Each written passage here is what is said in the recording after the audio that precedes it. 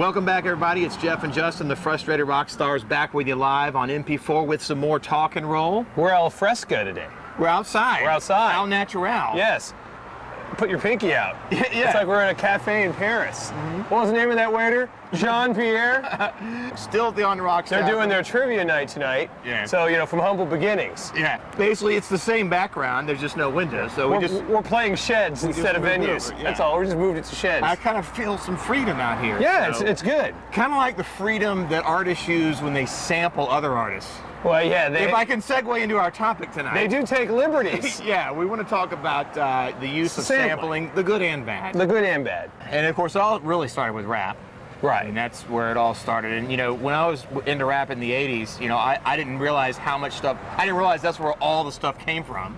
Like nowadays, they'll sample something that was popular, everyone knew, but back then, the rappers, they sampled, you know, funk, 70s stuff. I hate to make it a race issue, but when we were growing up in the 70s, we listened to like the AM Gold music. Right. You know, when our parents were cleaning the house, Right. we heard like Captain and Tennille Right. and Bee Gees.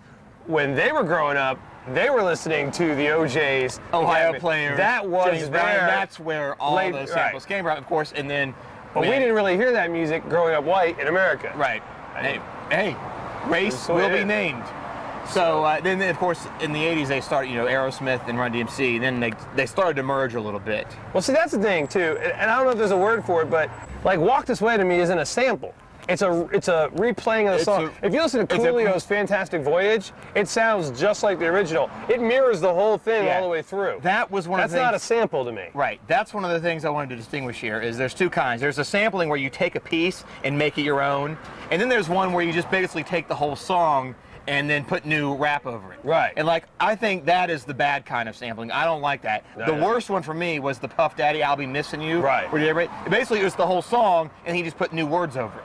Right. That Missing You was huge, too. I know. As big as the original was, that was huge. So yeah, and like it might have been the song of the year that year in terms of sales and airplay. Probably and all was. 97. You know, that was a tribute to Biggie Smalls? Yeah, I don't care who died, I don't like it. Well, all right. So yeah, for the listener in Norway who might not know that. That and the Coolio thing. Yeah, you're right. The ones where they're actually covering the song and just making up new lyrics. I don't like that. Well, rap music began with the DJ, and what DJs in the late 70s in the South Bronx wanted was just a part of the song that they liked. Right. You know, you listen to a whole song, sometimes there's that one little 10-second, that one break, as of course, you know, history will bear out, they're now called breaks, but that's all they wanted. Right. That's sampling. I think that's clever if you know how to piece those all together, like the new Kid Rock song that uses Warren Zevon's Werewolves of London and Sweet Home Alabama by Leonard Skinner. And it kind of melds them. I mean, it's clever the way he did it. He can just rap over Werewolf of London. And the song is really also his own. It's not like it doesn't sound like he's covering them, but he's using those, you know, to build on. So basically, there's cover songs and samples. Right. One of my favorite examples is that song "Steal My Sunshine" by Lynn.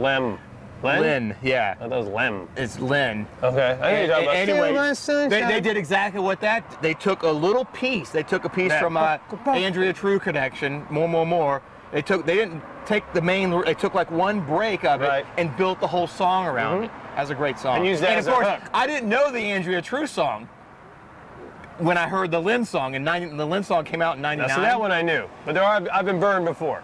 Oh yeah.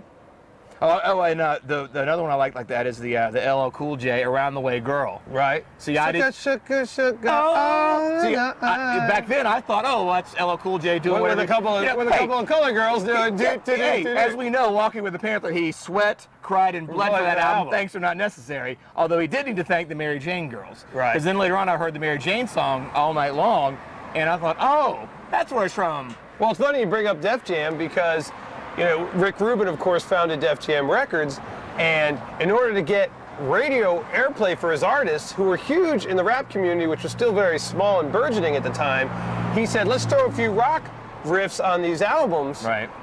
So it was almost But they didn't sample, except for the Beastie Boys. But the Beastie Boys, with all those Led Zeppelin samples, they used. How do we get white kids to buy? Again, I don't mean to mention race all over this, but I mean it played a huge role. Race will be named. When they had this white rap group, and they were kind of caught between a rock and a hard place. We need to get white kids to listen to it, but it's black music, right? And we need to get black people to listen to it, but they're white people. Sample the greatest rock bands of the '70s and make it a real rap album. Yeah, almost not for any kind of aesthetic or artistic reason. It was simply how do we get this thing played and sold? Let's sample these stuff that all the white kids grew up with, not that the black kids grew up with. So there's our topic. Hey, we have some new segments. Yes, we do. New segments. We have some new segments. Okay, so now we're going to do In the Noise. Being a music show, we're going to bring up a news story. You want to sign it? You want to drop it or promote it? We're going to pretend like we're A&R men, and we're going to just comment on the stories. Basically, it's thumbs up, thumbs down. Right. That's pretty well. It'll make sense as you watch. Yeah, this one I picked for you. Oh, good. Something for me. I picked for you. Jake E. Lee. Oh, Jake E. Lee. Guitarist. Ultimate Sin, Ozzy, late 80s. Confirmed for Enuff Z Nuff album. What? Yeah. You don't know about this, do you? You one of are your favorite hitting me bands. right there. Enuff Z Nuff. Hey, Chip. Jake E. Lee will appear on the entire forthcoming Enuff Z Nuff album, now titled Dissonance. Really? Wow. Wow. Now, what about Chip? Doesn't he play guitar? Who plays guitar? Chip Z Nuff is the bass player. Okay. They had Donnie Vai as the lead singer. The guitar player, well, it was Derek Frigo. So they have a revolving... Well, they've had two. I say sign it. Sign it? I say sign it. He's a great guitar player. They're about the same age. Remember, we did a podcast about having people the same age. When you're seeing a band that's in their 40s, we don't want a 20-year-old. Yeah, we don't want a kid to be playing with And actually, he's probably more well-known than the band itself. Yes, he is. He brings 20 people to an audience. Yeah, absolutely. And enough at this point, I'm sure they're playing in front of 50 people some nights. If Jake E. Lee's there, they're playing in front of 75. Yes. And we know he's got the chops. I love the decision. Okay, and good. That is, wow, you really did spring something. So that's that. Good. Okay. All right, good. Well, I sign it too. You sign it? I sign it. Let's go with it. All right, cool. Hand me a pen. All right, finally, we're going to have tonight commentary. So here's one on the Rock and Roll Hall of Fame podcast. Yeah, oh yeah. Of course, we discussed, does Madonna belong in there? Right. She was inducted last year. Is Madonna rock and roll? Does she belong in the Rock and Roll Hall of Fame? Mortal Matthias says... A nice Irish boy. I think he's responding to you because you don't think she does belong in there. I do not think she belongs. But Madonna does play an instrument. Well, CGD. She learned how to play guitar like 5 years ago. Right, I don't buy it. But she has had live rock musicians for all of her tours since 1985. The phrase rock and roll is obsolete in itself. It basically changed to pop, hence pop music. Oh, man. But she's not claiming to be heavy metal or hard rock.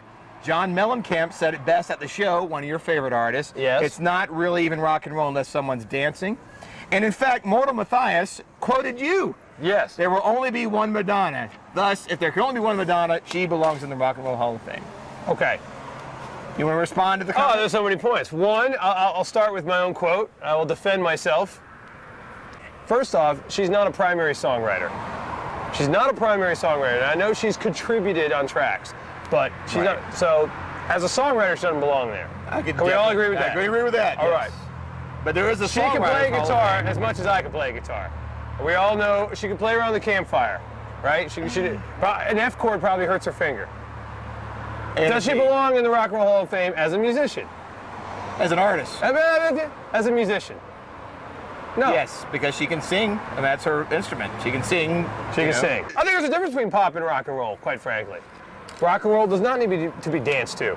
Pink Floyd's considered rock and roll. You can't dance to Pink Floyd. That's true. Well, now you're dissing John Mellencamp. Well, you know. So don't hold against. I wouldn't go to a political rally with him either. We had covered this already. You got to watch. You know, remember. I'm gonna go back and watch it myself. You got to go back and watch the. I'll be there. Mortimer Montefiore. Hall of Fame. What's his name? Who? Mortimer Montefiore. Mortal Matthias. Mortal Matthias. I had a bad case of that in my senior year. So you can check all those out at thefrustratedrockstars.com, YouTube, MySpace, whatever, and send your feedback at info@thefrustratedrockstars.com. Because there is only one Frustrated Rockstars. It's true. It's true. Thanks for watching, and we will catch you next time live on MP4. Jackie Lee.